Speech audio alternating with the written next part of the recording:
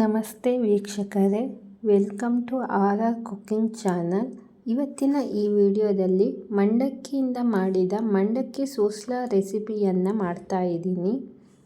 ಮೊದಲಿಗೆ 9 ಲೋಟದಷ್ಟು ಮಂಡಕ್ಕಿನ ಅಳತೆಯಾಗಿ ತೆಗೆದುಕೊಂಡಿದ್ದೀನಿ. ಇವಾಗ ಸ್ಟವ್ ಮೇಲೆ ಒಂದು ಬಾಣಲಿಗೆ ಒಗ್ಗರಣೆಗೆ ಬೇಕಾದಷ್ಟು ಕೊಬ್ಬರಿ ಎಣ್ಣೆಯನ್ನು ಹಾಕಿಕೊಂಡಿದ್ದೀನಿ. ಎಣ್ಣೆ ಕಾದಿದೆ.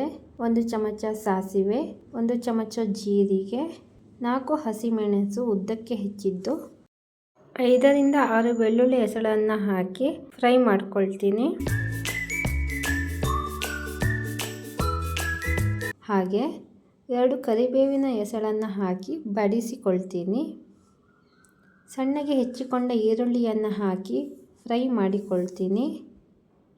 ಇದಕ್ಕೆ 1/4 ಚಮಚ ಅರಿಶಿಣವನ್ನು ಹಾಕಿಕೊಳ್ತೀನಿ.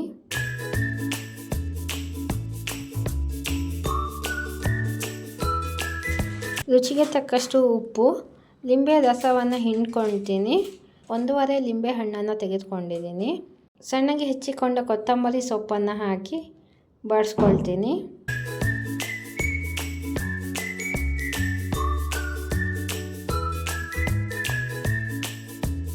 ನಂತರ ಮಂಡಕ್ಕಿ ನೆನೆಯುವಷ್ಟು ನೀರನ್ನು ಹಾಕಿಕೊಳ್ತೀನಿ.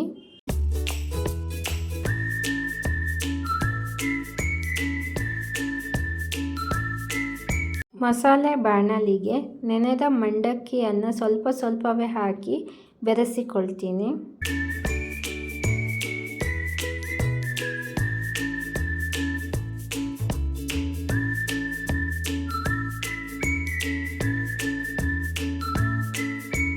ನೋಡಿ ವೀಕ್ಷಕರೇ, ಚೆನ್ನಾಗಿ ಮಸಾಲೆಗೆ ನೆನೆದ ಮಂಡಕ್ಕಿ ಸೇರಿಕೊಳ್ಳೋ ಹಾಗೆ ಕಲಿಸ್ಕೊಳ್ಬೇಕು.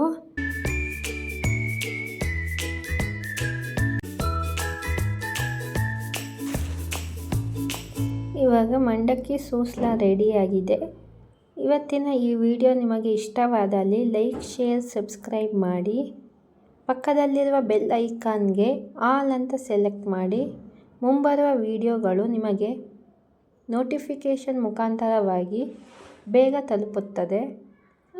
ಆರ್ ಕುಕಿಂಗ್ ಚಾನಲ್ನ ಎಲ್ಲ ವೀಕ್ಷಕರಿಗೂ ಧನ್ಯವಾದಗಳು.